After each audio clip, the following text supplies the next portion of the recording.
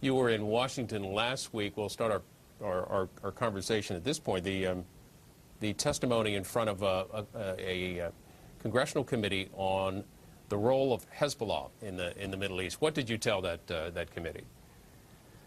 Well, first I reviewed the enormous reach and strength that Hezbollah has developed over the last quarter of a century.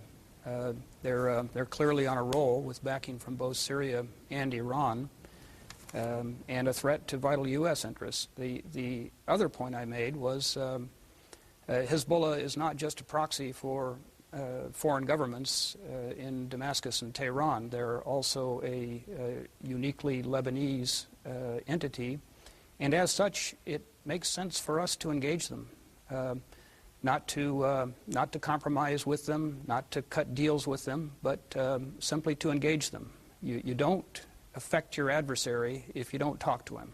That's something I learned in Iraq, that you got to be in the game, you've got to be engaged. That's the way you mess with the minds of people who are unfriendly to us, and I'd like to get on with that with Hezbollah. I think we need to do a number of things, and indeed we are doing these things. First, we have to have, as you suggest, a strong and effective relationship with the Lebanese government and with the Lebanese armed forces. They are a serious institution in that country. We have had an uneven relationship with the Lebanese armed forces over time. We now are engaged with them, and we need to continue to do that, to give them training and appropriate equipment to strengthen them to one day be a substitute for or an antidote to Hezbollah. In terms of engaging with Hezbollah, I mean just that. We talk to virtually everyone in Lebanon, but we don't talk to Hezbollah. And I think we are weakening our own hand by not talking to them. We don't know very much about them because we don't deal with them directly. We don't know where their differences and divisions are. I'm sure they're there. It's Lebanon after all. By talking to them, we would learn a lot more, and we might see some advantages that currently we're blind to.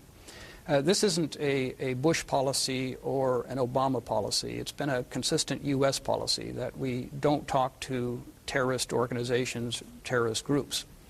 When I was in Iraq, we went a little bit beyond that. We talked to anyone who would talk to us, and we didn't worry about labels.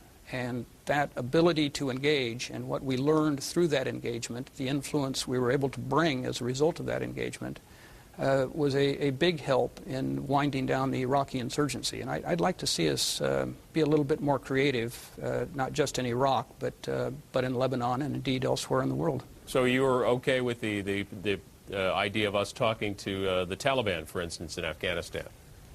Yeah, I'm very much okay with it because, again, this doesn't mean making concessions or conferring recognition or anything else any more than it did when we talked to insurgent elements in Iraq.